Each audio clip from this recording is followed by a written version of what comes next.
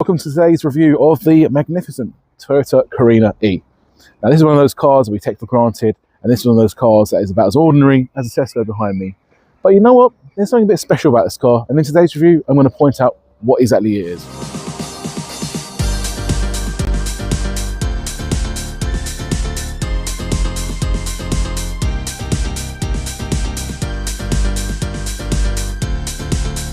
Because I want to come clean to you guys. I did say in my original video that I'm still new to this, mistakes have been made, and unfortunately that was the case when I made my two recent videos. I made a video for the Toyota Carina E Saloon and the Nissan Primera P10 Saloon. All was going really well, but being the absolute amateur I am, when I did the interior videos of me driving, it all came out portrait and not landscape. Great. So yeah, a little bit of amateur hour on my behalf. I want to apologise. Future videos will not be like that. This particular model is technically a 1994, but it's such an early 1994. It's pretty much a 1993. But it's one of those cars that were, well, disposable, to be honest. They were just fairly everywhere. They weren't the most sold car in the UK, but they were incredibly popular for Toyota. They were also one of those run-of-the-mill cars. They were family cars. You know, you use them to get to work, you use them to get to school, you use them to ferry the family around, you use them for sales jobs. They were just taken for granted. They were disposable and they weren't all that interesting. They always had a reputation for being a bit dull. Even Jeremy Clarkson, he didn't like this car. He crashed it into a car park wall once, albeit that was the estate model, but it was one of those things where we just took it for granted. And it's a shame, really, because nowadays, when was the last time you actually saw a Toyota Carina E, especially a saloon in the UK? They're getting incredibly rare.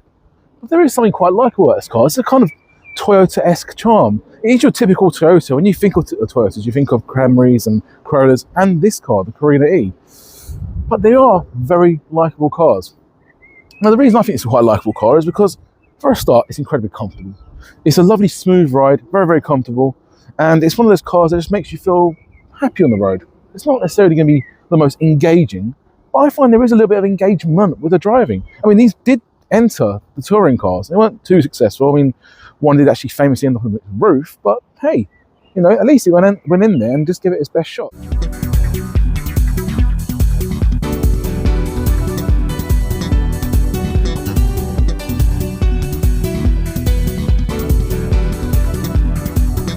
Now, I love the styling of this particular car. I know in its day it was as dull as, well, the Tesco behind me, to be honest. It's something that we take for granted, both the styling, both the car and the supermarket. But the thing is, it's one of those things that if we do lose them, like this, or the supermarket, not that we would, we'll miss it. We're nostalgic about it. And in terms of the car styling, the way the headlights and the indicators wrap around beautifully, flow straight into the grille. Now, this one's been upgraded to the chrome grille, which some models did get. But the chrome grille really highlights the lovely lines that flow through, very simple lines that flow through. Now, this particular one, being a 1990s car, has been adorned with a 1990s period feature, the AA badge. But yeah, it just highlights the very, very smooth, clean styling at the front. The bumper's the same. You just have the air vents and one single line, and that's your lot. Again, modern day car manufacturers, please try and do something like this. Don't be too dull, but try and make cars simple and pleasant, and ultimately something that doesn't age terribly in the future. Now, if I bring Camera Lady Laura with me, I just want to show you how the oily, smooth lines continue. As you can see, you've got a line above the headlight, goes all the way down the side flanks of the vehicle. Pretty simple wheel designs as well, nice and easy, nothing too ostentatious. You have a nice bit of rubbing strip of plastic underneath, again, which is something we don't have anymore on modern day cars. It's such a shame, but hey ho. And we have, look at with this line, it kind of cuts the car in two, but proportionally, and it doesn't make the car look too bulbous, but gives the car a stance of solidity and comfort without being too ugly, fat. It does it just well. So we carry on. The line goes all the way to the back of the car, from the front to the back, nice straight line. And if I bring Camera Lady Laura to the back of the vehicle, you have these headlight clusters. Now, this is the pre-facelift, so you have on the saloon at least, you have the smoked rear lenses, or clear rear lenses, depends on which way you want to look at them, are for the reverse lights and the indicators. And then on the top, on the faces, they switch around and reuse the indicators. But this is one of those examples I actually prefer the non-indicator versions.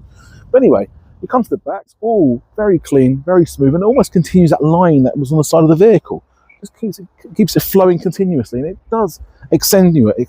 And the saloon model specifically does extenuate that lovely oily smooth lines that the car has at the front and on the side of the car. It's a really nicely designed car, despite probably not being the most beautiful car in the world, nor the most interesting to look at. It still has held up really well, and it's just a shame we don't really see these anymore on the road, especially the saloon model. I think the saloon model was fairly well proportioned, and it's a bit understated. And I think, if anything, one word I would use to describe the styling of this wonderful car is subdued. And it's a shame, really, because it deserves a lot more. But at least it's not dull, and at least it's not ugly.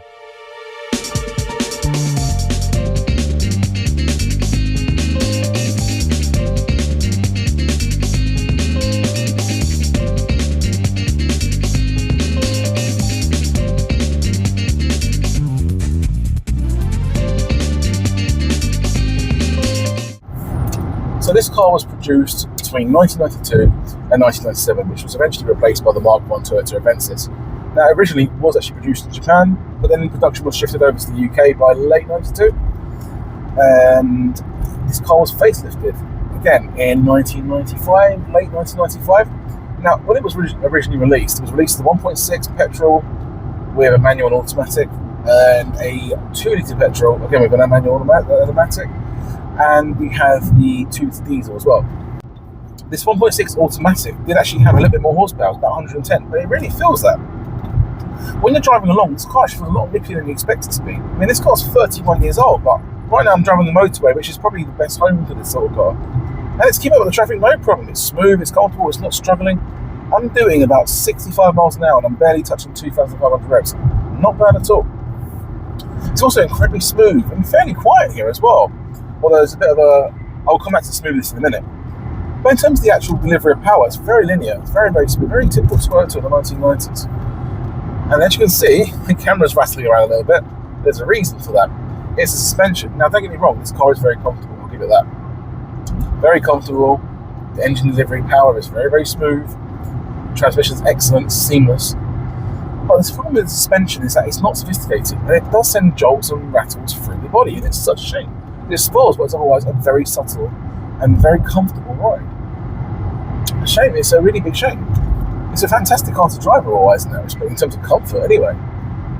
Now, when it comes to the handling, that's where the biggest problems arise.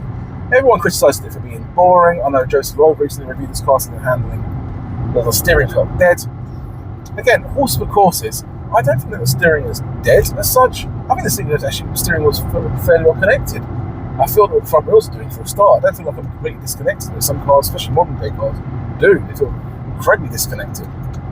What I do feel, however, is no confidence going around the corners. Why is that?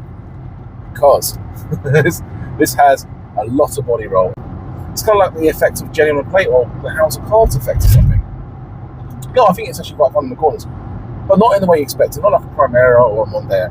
Absolutely not. However, it doesn't make the steering bad, but it can be improved, and it does get improved in subsequent generations. I must admit though, for a 1.6 automatic, bear in mind I had the Mark I Avensis with a 1.8 manual. This feels as nippy as that, and it even handles a bit better. I think the Mark I Avensis didn't handle as well this car. Again, horse for courses, but I honestly think that it's one of those cars that is more of a surprise than you would anticipate it will be. You'd think this car is only okay on motorways and dual carriageway, and it's not. It's actually alright. Decent on country lanes. Well, again, you've got to be mindful of the handling or lack thereof, but you know, the handling is still kind of fun. So, what is my overall verdict on the Toyota Carina E? Well, I think it's a bit of a shame it's got its reputation of being dull and a bit forgetful and worthy, but a bit boring. And I think it's a bit of a shame that amongst modern classic car enthusiasts, it just gets ignored. I don't think it's fair, to be honest. I think it's actually a good car. I think it's a lot better than people would appreciate, and it's not as dull as you could imagine. It's not the most sportiest car in the world, but it also won't let you down. And ultimately, it will get you and your family and everyone else around, and on a daily as well. For a modern classic, that's pretty amazing, really.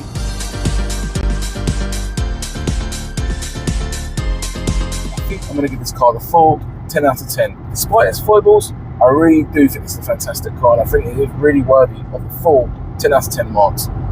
So with that in mind, I hope you enjoyed the video. Please don't forget to like the video, subscribe to the channel, and I look forward to seeing you with more content. Take care now. Bye bye.